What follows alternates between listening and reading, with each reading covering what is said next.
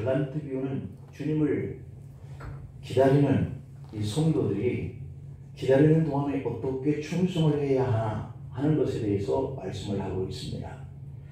그래서 지난주 시간에는 우리가 주님을 기다리는 이런 열처녀에 대한 그러한 믿음의 성도들이 주님을 이렇게 준비하고 기다리는 것이 슬기로워야 된다라고 했다면 거기다 플러스입니다. 어떻게 충성하면서 우리가 기다려야 할까 하는 이런 부분인데요. 신랑이 있기 때문에 그 신부의 그 아름다운 기다림이 있고, 또 주님이 다시 오심이 있기 때문에 종들이 가졌던 이 달란트가 의미가 있는 것이다 라고 이렇게 말씀을 드립니다. 오늘 본문에는 어떤 사람 또는 어떤 주인이라고 표현했는데, 이분은 우리가 기다리고는 예수님을 가리키고 있고, 예수님은 곧 우리의 주인이시다. 또 한편으로는 신부된 입장 속에서 기다리는 신랑이다. 이런 여러 가지로 우리 주님을 표현을 하고 있습니다. 그런데 이 주인이 먼 타국으로 갔다 와야 할 일이 있었다라고 하는 것이죠. 이것은 주님이 승천하셔서 하나님의 나라의 우편에 앉아 계시는 이 상태를 가리키고 있는 것이죠. 그리고 그 종들은 모든 믿는 성도들을 표현하고 있습니다. 오랜 후에 주인이 돌아온다라고 하는 것은 주님의 재림을 상기시키고 있는 의미이죠. 그리고 주인이 돌아와서 회개하고 결산한다라고 하는 것은 주님이 이 땅에 오셔서 심판하시겠다라고 하는 것을 상징하고 있습니다. 신랑이 더디 오고 오랜 후에 오신다라고 하는 이 말은 그만큼 우리들이 부지런히 일할 시간이 남아있다라고 하는 이런 의미를 상징합니다. 오늘 본문 속에서 말씀하고 있는 이 달란트라고 하는 것은 돈을 의미하기도 하고, 또 우리가 주님이 오시는 그 순간까지 오랜 동안에 사용해야 할 그런 재능을 의미하고 있습니다. 우리 모두는 각자가 받은 이 재능, 돈, 이런 달란트 이런 것들이 있는 것이죠. 그러므로 우리가 가지고 있는 이 달란트라고 하는 것은 많은 이유를 남기는 성숙한 그러한 성도로서 주님이 오실 날까지 우리가 사용해야 하고, 또 한편으로는 주님 앞에, 주인 앞에 충성해야 할 그러한 무기다 라고 이렇게 말씀을 드릴 수가 있죠. 전도서 3장 1절 말씀을 보면 만사의 때와 기한이 있다 이렇게 얘기를 하고 있거든요. 살아오면서 경험을 우리가 했던 이러한 인생의 삶을 뒤돌아보는 것을 우리가 보면 정말 우리가 사는 날 동안에 만사가 다 때와 기한 이것들이 있다고 하는 것을 경험을 했습니다. 우리는 해마다 첫날이 되면 많은 결심들을 하죠. 우리 장로님이 기도하는 중에도 말씀하신 것처럼 우리가 이제 이 금년 한 해를 마지막 때의 시간을 맞이한 거예요. 그래서 이 마지막 때의 시간을 맞이하기 전에 첫날의 시간을 맞이할 때 그 마지막 때를 맞이하는 그 기간 동안에 우리가 살아갈 이 부분에 대해서 덕담을 하는 것이죠. 그러면서 금년 한 해가 복이 되게 해달라, 건강하게 해달라, 또는 네가 하고자 하는 계획이 잘 되기를 원한다 이렇게 덕담들을 하는데, 그 한 해에 좋기를 바라는 뜻에서 우리가 첫 해를 맞이하면서 덕담을 하는 거죠. 그러므로 새해의 첫 시작이라고 하는 이 말은 그 해의 끝이 결산이 있다라고 하는 말을 해주는 것이다 라고 볼 수도 있는 거예요. 사람은 후세에 다른 사람들에게 평가를 반드시 받는다 그래요. 어떤 사람이 이 세상에 있다가 떠났더라도 그 뒤에 그분에 대한 남겨져 있는 그런 어떤 평가가 있는 것이죠. 그래서 히브리서 9장 27절 말씀을 보면은 한 번 사람은 죽는데 라고 하는 이 부분은 그의 삶을 말하고 있는데, 그 후에는 심판이 있다 라고 하는 것은 그의 평가거든요. 그렇기 때문에 우리 그리스도인들도 주님이 오실 때, 혹은 우리가 죽어서 주님 앞에 서게 될 때 우리의 평가, 우리의 심판 이것이 있다라고 하는 사실을 우리가 잊으면 안 된다라고 하는 이 신앙을 가지고 주님 오심을 우리가 기다리는 것이죠. 하나님은 바로 그 심판의 때를 대비해서 성도들에게 많은 재능과, 그리고 그 재능을 오늘 이 본문에서 표현하기를 달란트다 라고 이렇게 말씀을 했어요. 여러분들은 과연 얼마만큼의 달란트를 받으셨을까? 그것은 하나님과 여러분만이 알고 있는 부분인데요. 주님이 이렇게 우리에게 맡겨주신 것은 주님 오실 때 셈하기 위해서 맡겨주신 것이다. 오늘 이 성경의 본문은 그렇게 말씀해요. 그러니까 여러분들에게 맡겨준 것을 여러분들이 마음껏 쓰는 건 자유야. 그러나 주님이 오셔서 참 잘했다라고 칭찬 듣도록 사용하는 것, 이것은 여러분의 몫이고 하나님 그것을 물으실 때가 바로 결산하는 날이다 라고 하는 사실을 우리가 기억해야 한다는 것이죠. 오늘 본문의 달란트 비유가 바로 그것을 말하고 있는데요. 세상 모든 사람들은 다 달란트를 받은 하나님의 청직이다 라고 하는 겁니다. 그렇게 생각하고 보면 세상에 내 것은 아무것도 없다. 그냥 나는 청직이고 주님이 되신 그 주인이 우리에게 달란트, 그 재능, 그러한 것들을 맡겨준 청직인 거죠. 그렇기 때문에 우리는 그 주인을 위해서 맡은 이 청지기의 사명을 잘 감당하는데 충성스럽게 해내나, 이것이 바로 결산하는 날에 드러나게 된다는 것이죠. 자, 그런 의미 속에서 오늘 비유의 말씀은 어떤 뜻인가 우리가 한번 생각을 해봅니다. 그 첫째는 주님이 오실 때 받은 것을 결산하자라고 한다는 겁니다. 결산하자라고 한다는 것이에요. 그러면 이 주님이 종들에게 달란트를 맡겨주실 때 이 주인의 마음은 종들, 다시 말하면 여러분과 저를 인정해 주셨기 때문에 5을 주든 2개를 주든 하나를 주든 주었다라고 하는 겁니다. 그러니까 인정하지 않으면 주지 않게 되는 것이죠.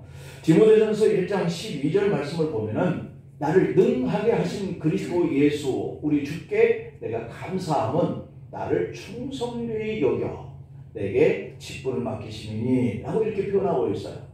그러니 저와 여러분들이 맡은 이 달란트, 이 재능, 이것은 주님이 오실 때 우리가 결산하기 위해서 주님 앞에 내놓아야 할 것들인데 그것을 주님이 우리에게 인정했기 때문에 맡길 수 있었다라고 하는 것이거든요. 그래서 주님은 여러분과 저를 충성되게 여겼기 때문에 이미 이 직분, 다시 말하면 재능과 달란트라고 하는 것을 맡기신 거예요. 그런데 분명한 것은 우리에게 무언가를 맡겼다라고 하는 이것은 언젠가는 찾는다라고 하는 의미가 거기에 같이 따라 붙고 있다라고 하는 거예요. 왜냐하면 우리는 청직이니까. 주인이 청직에게 뭔가 맡겼다라고 하는 것은 찾겠다라고 하는 의미가 포함되어 있는 거거든요. 그래서 단순히 찾겠다라고 하는 것은 그냥 보관만 하는 것과는 달라요.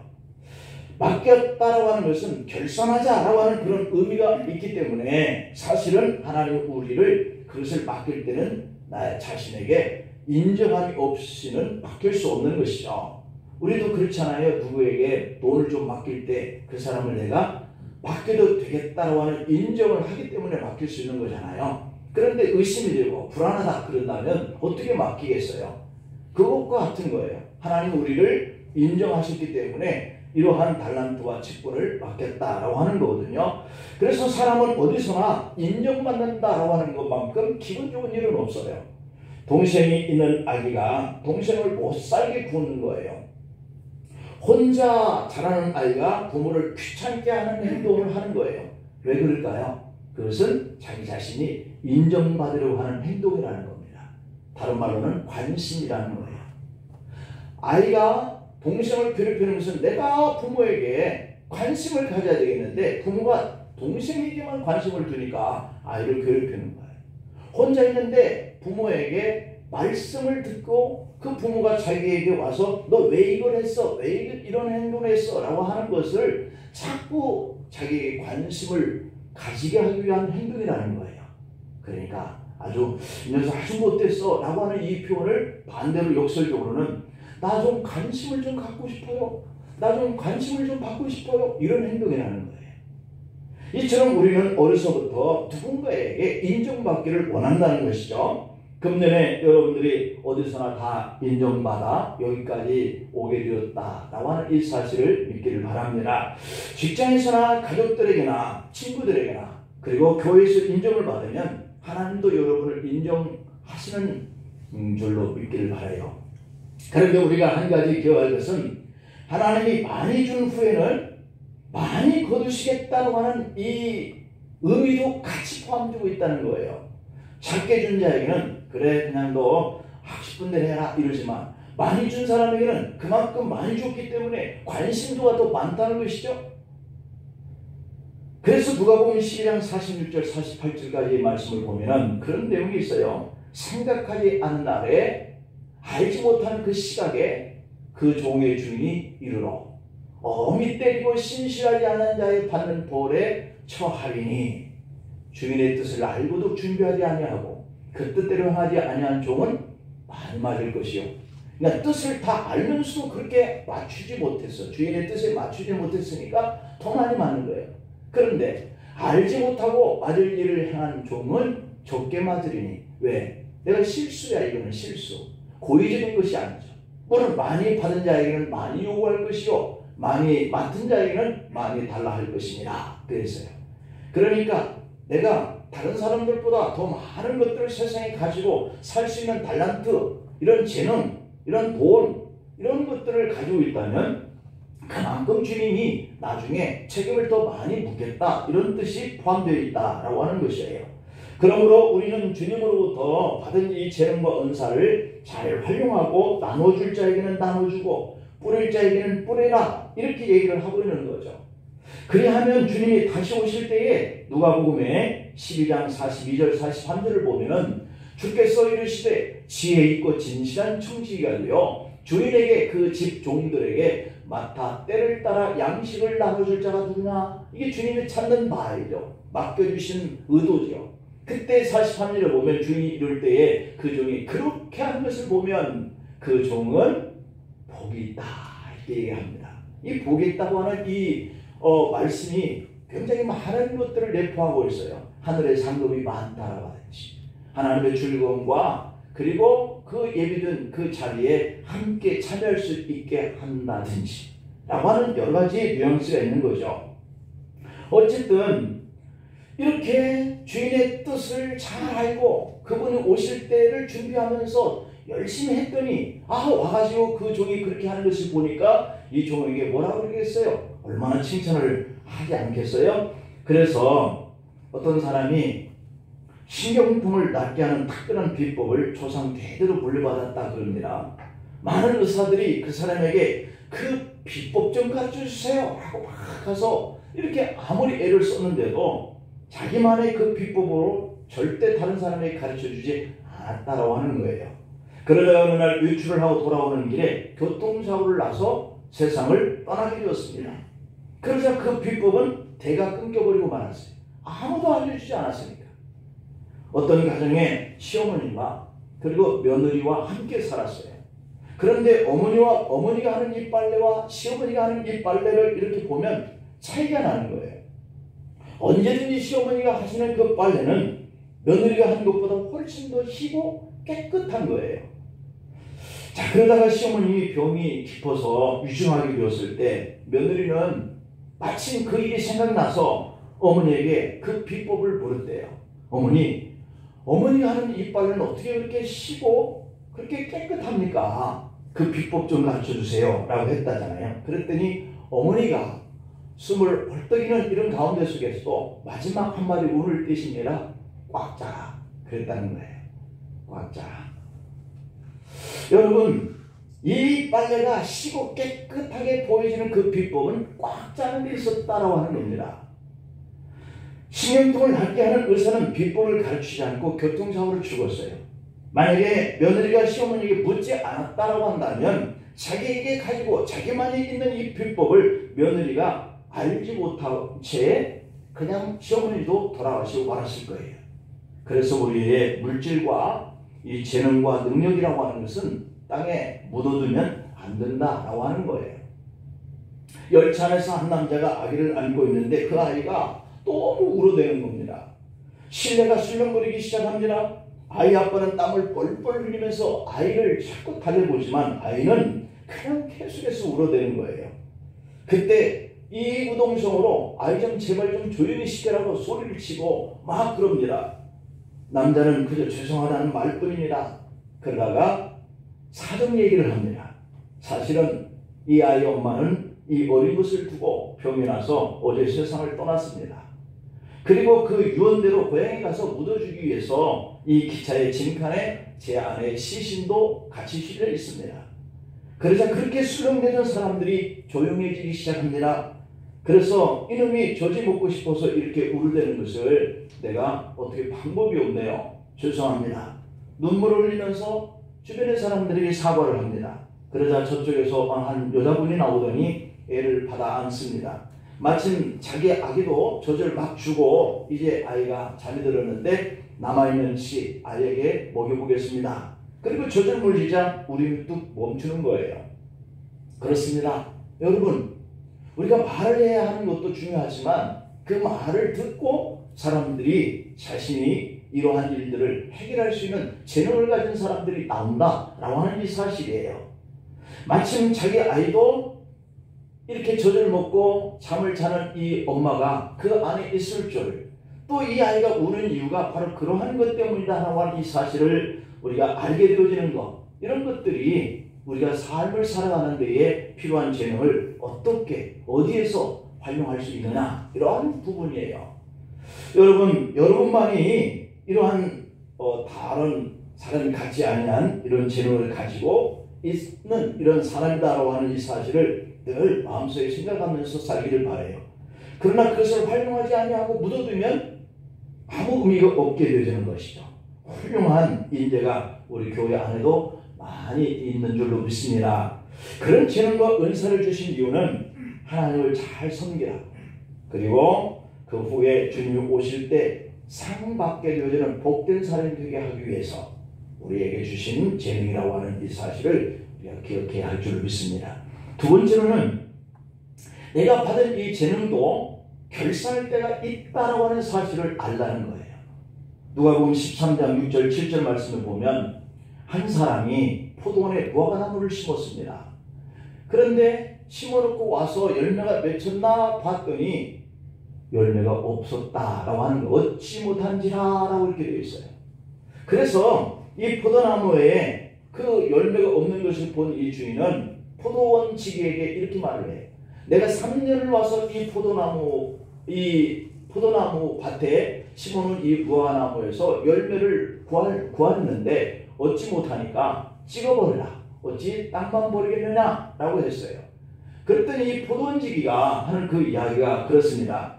주인이시여,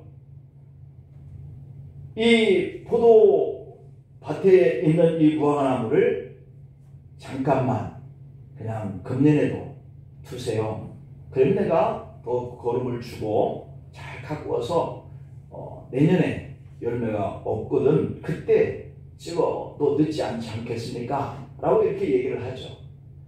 그렇게 얘기하고 있는 이 모습을 우리가 보면서 반드시 어떠한 재능이든지 그 재능대로 우리가 잘 발휘하면서 살았는지 아니었는지 이거에 대해서 와서 물어보는 이러한 비유의 메시지거든요. 그렇지 아니하면 찍어서 내버린다 라고 하는 이 말씀이에요. 누가복음 13장 8절 9절에 보면 그때에 이 종이 이런 얘기를 합니다.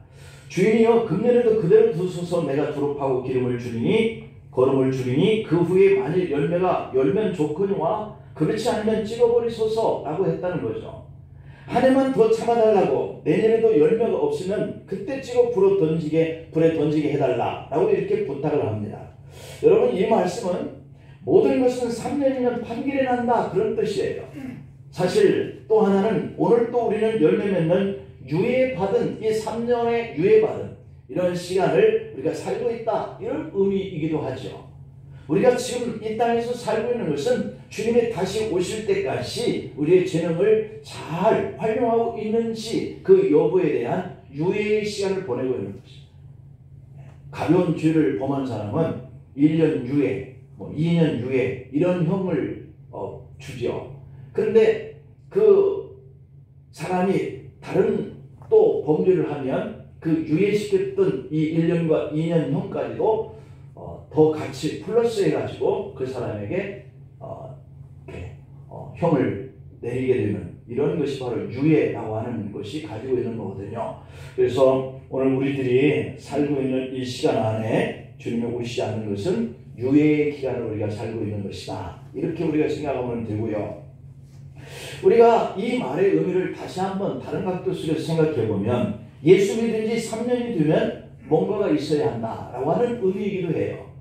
3년이면 하나님 섬기는 것이나 교회 안에서 봉사에 대해서 몰라서 못하는 것은 거의 없어요.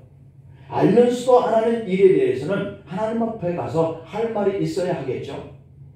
분명히 주신 달란트에 대해서 주님은 셈을 할 것이다 라고 말씀했기 때문이에요. 세례 요한 때부터 찍혀서 불에 던지고 있다 이렇게 얘기하고 있는데 예수님께서 지금까지 우리를 가꾸어 가고 계시는 거죠. 가꾸어 주셨다라고 하는 이 말은 물질도 주시고 건강도 주시고 좋은 길도 열어주시면서 지금껏 유예된 이 시간에 우리가 살아가게 하고 있는 이 부분이 주님 우리를 가꾸어 가고 있는 이러한 상황이에요. 이 말을 우리가 잘 새겨보십시오. 우리가 세상에 태어날 때 무엇을 가지고 온 사람은 아무도 없습니다. 그런데 지금 가지고 있다라고 하는 것을 한번 헤아려 보시죠. 얼마나 많은 것을 가지고 있는지. 그것은 다 하나님이 여러분에게 가꾸어서 주신 거예요. 그리고 또 한 가지는 세상을 떠날 때 역시 그것들을 다 반납하고 간다는 사실이에요. 그리고 그 사용했던 이 부분을 여러분과 저가 주님 앞에 서면 너는 내가 너에게 맡겨있는 것을 어떻게 잘 썼는지 이것을 우리가 그것에 대해서 결산하게 되는 거예요. 남긴 것은 아무 의미가 없어요.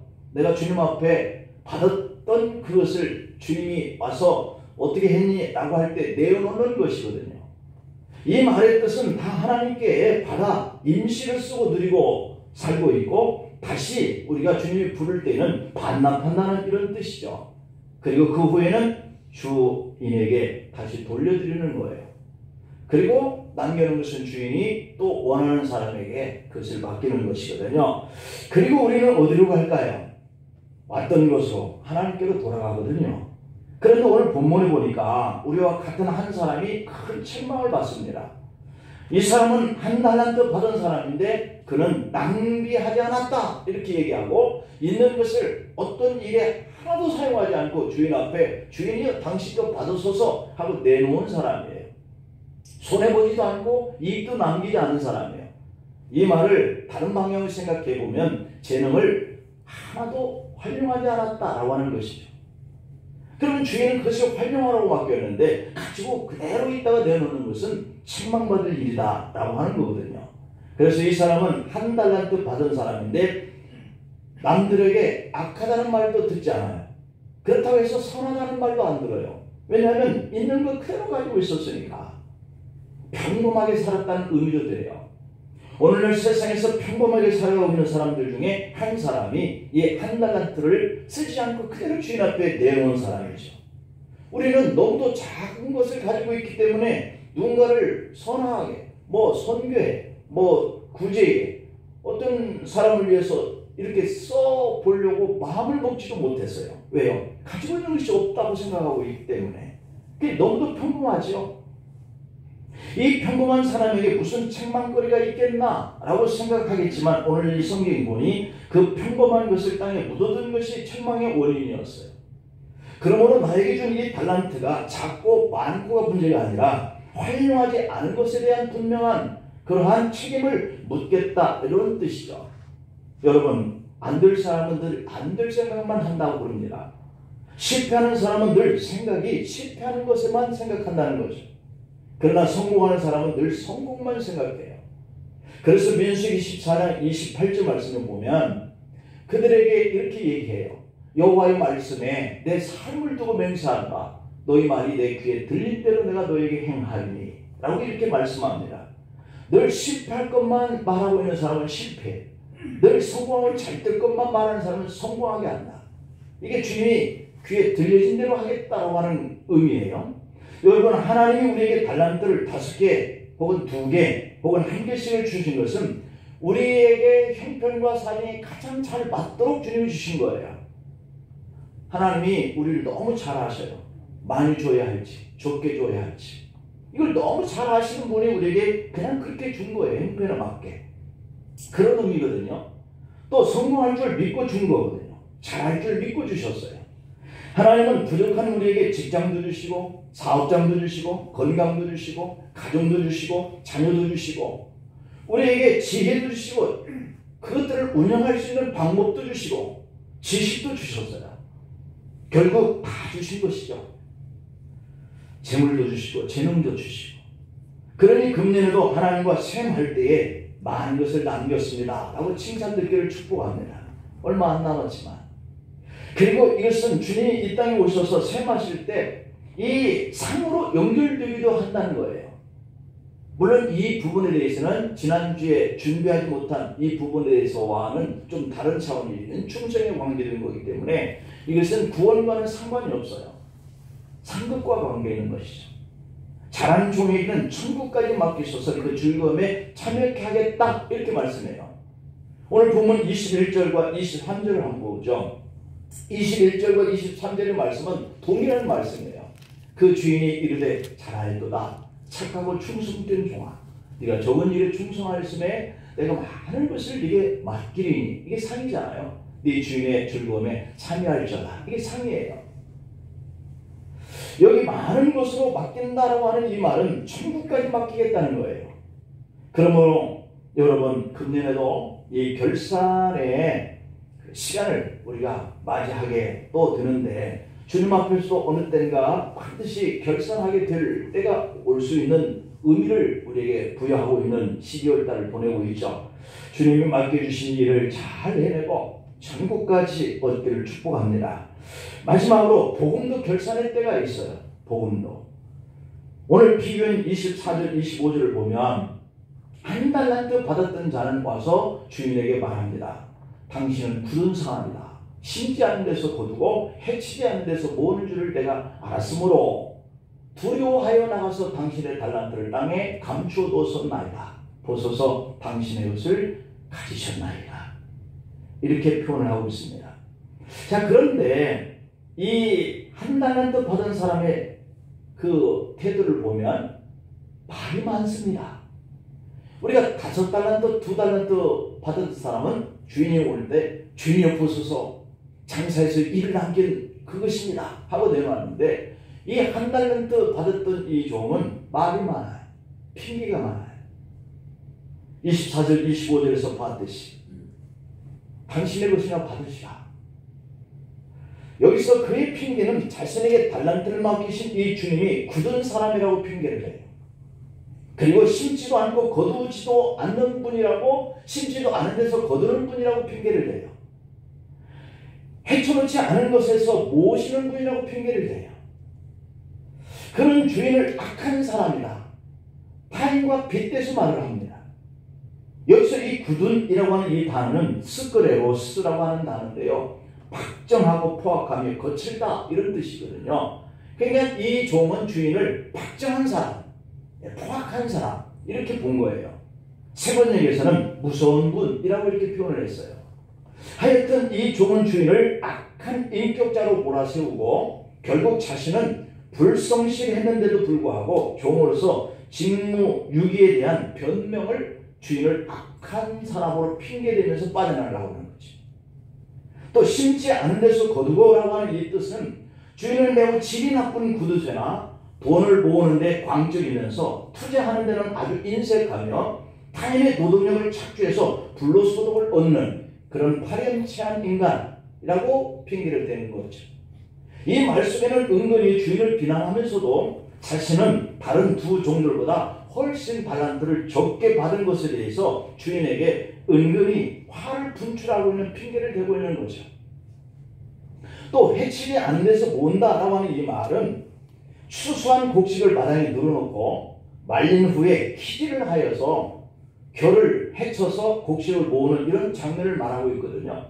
그러니까 달란트를 맡긴 주인을 마치 키질하는 노력조차도 하지 않고 알곡 재산을 모으려고 하는 불로소득자다 이렇게 비난하고 있는 그런 말이에요. 신앙인들 중에도 다른 사람과 빗대서 말하는 사람들이 있죠. 나도 저 사람처럼 시간이 있어봐라. 나도 전도 못하겠냐? 나도 저 사람처럼 물질 축복 좀 줘봐라. 부자가 되게 해봐라. 그것 하나 못하겠냐? 나도 저 사람처럼 건강케 좀 해봐라. 봉사 못하겠냐? 저 사람들은 다 할 일이 없어서 그렇지 라고 핑계를 댄다는 것이죠. 한 달란트 받아서 땅에 묻어둔 종은 핑계댈 일이 참 많아요. 집을 지을 때 쓰임을 받는 목재를 보면 다 알맞게 목수가 사용하는 것을 볼 수 있습니다. 기둥은 기둥감으로 쓰죠. 또 기둥감을 석가래로 쓰면 안 되잖아요. 석가래감을 기둥으로 쓰면 집이 무너집니다. 대들보는 대들보에 알맞은 나무를 써야 하는 것이죠.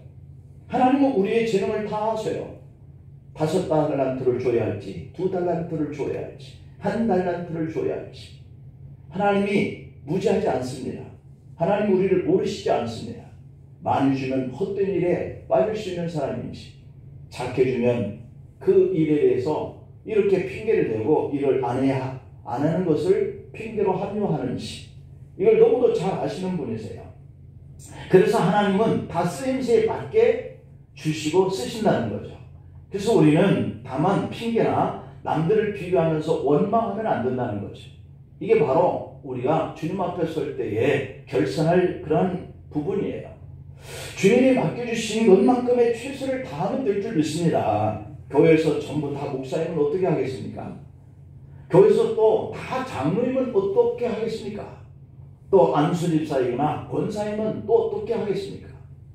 그러므로 각자의 사람에게 재능과 은사대로 맡겨주신 줄을 믿고 충실하면 이익을 남기게 되고 천국에 가 주님 앞에 상을 받게 되는 것이죠.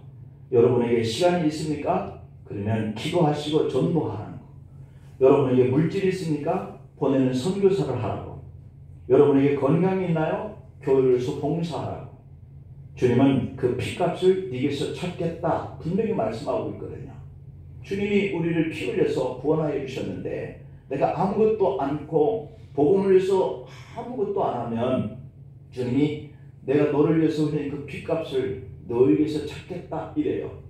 에스겔서 3장 18절 말씀을 보면은 가령 내가 악인에게 말하기를 너는 꼭 죽으리라 할 때에 네가 깨우치지 아니하거나 말로 악인에게 일러서 그의 악한 길을 떠나 생명을 구원하게 하지 아니하면 그 악인은 그의 죄악 중에서 죽으려니와 내가 그의 피값을 네 손에서 찾을 것이다. 그렇게 얘기합니다.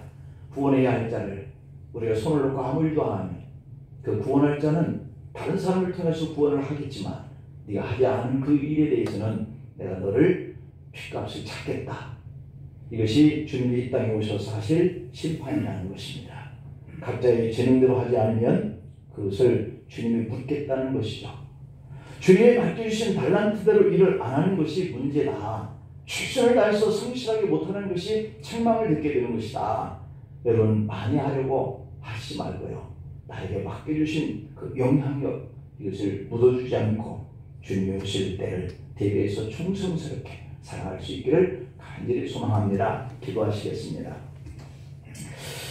주님 나에게 준 이 달란트를 발견할 수 있게 하옵소서. 나도 물질봉사, 전도봉사, 기도봉사, 몸의 봉사와 또한 이렇게 천국에서 상을 많이 받게 되어지는 이런 사명을 충성스럽게 잘 감당할 수 있도록 능력과 건강과 물질과 가정의 평강과 우리의 일터에 축복하여 주시옵소서. 주님 오실 때 받은 것을 결산하자 할 때 기쁨으로 주님 앞에 내올 수 있는 5달란트, 2달란트 받았던 종들이 될 수 있게 하여 주시고 내가 받은 재능도 결산의 때가 있다라고 하는 것을 알고 충성스럽게 감당하게 하시고 복음도 결산할 때가 있으니 복음의 씨를 많이 뿌리는 충성스러운 저희들 되게 하여 주옵소서. 예수님의 이름으로 기도하옵나이다. 아멘.